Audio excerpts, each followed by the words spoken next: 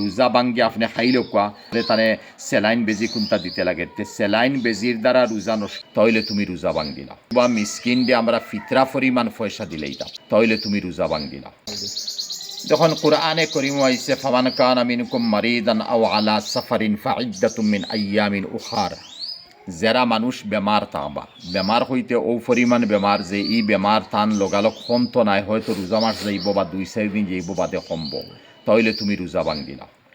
আর যদি দেখা যায় না ই পরিমাণ বেমার হইসইন যে বেমার তাকে তাই নিস্তার ফাইতা নাই বালা উইতা নাই, তাইলে কোরআন অন্য জায়গার মধ্যে আইছে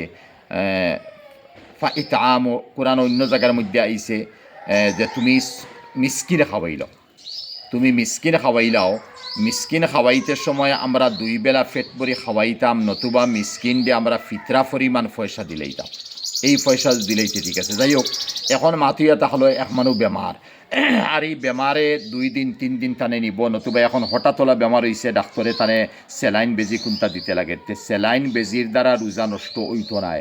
একমাত্র ডাক্তরে কোনটা খাইবার কথা যদি হয় যে বেইল ফোড়ার আগ পর্যন্ত কোনো ঔষধ যদি খাইনাতে হয়তো রোগ বেশ হইব বা মানুষ হালাক হয়ে যাইবা, তাহলে আপনি রোজা ভাঙ্গি দিবা। রোজা ভাঙ্গি আপনি খাইলে কোয়া আর এক রোজার বদলা বাদে আর একটা রোজা রাখি লইবা। আর যদি দেখা যায় ডাক্তারে কয় না স্যালাইন বেজির দ্বারা ওই যাব মারিবর ফরে ঔষধ খাই লইব, তে আপনি রোজা বিলকুল ভাঙবা না, আপনি রোজা রাখবা।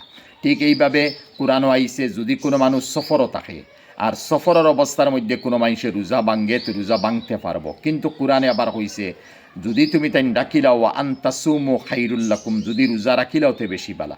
সফরের অবস্থা ইসরাইল বহুত বালা, কারণ আগে 100-150 বছর আগে বা 50 বছর আগে সফরের অবস্থা বড় খারাপ, মানে মানুষের কষ্ট বেশি আছিল, খাওয়া দাওয়া উড়া ফিন্দা বোয়া হুতিবার কোনো জায়গা আছিল না, সুবিধা আছিল না, এই হিসাবে মানুষের রোজা ভাঙ্গি লইছে। কিন্তু আইসহাইল রোজা না ভাঙ্গি আপনি রাখুকা, ও কারণে কই আর যদি রোজা আপনি 5-7টা ভাঙ্গি লইছেন তে রমজান পরে আপনি এগুলো বিলকুল খোঁজা আদায় করতে নাই, শয়তানে দুকা দিব আর আদায় কর্ম করি আপনার দিন যাব বাদে আরও রমজান আই যাব। এর লাগিয়া ফারতে চেষ্টা রাখবা রমজান শরীফও রোজাগুন ডাকি দিতে। এরপরেও দেখা যার পরিশানি আপনি ফাড্ডানাতে রোজা ভাঙ্গি লকুয়া, আর সফর থাকি আওয়ার পরে রমজান যাওয়ার পরে আপনি একটার বদলে একটা রাখি লইবা।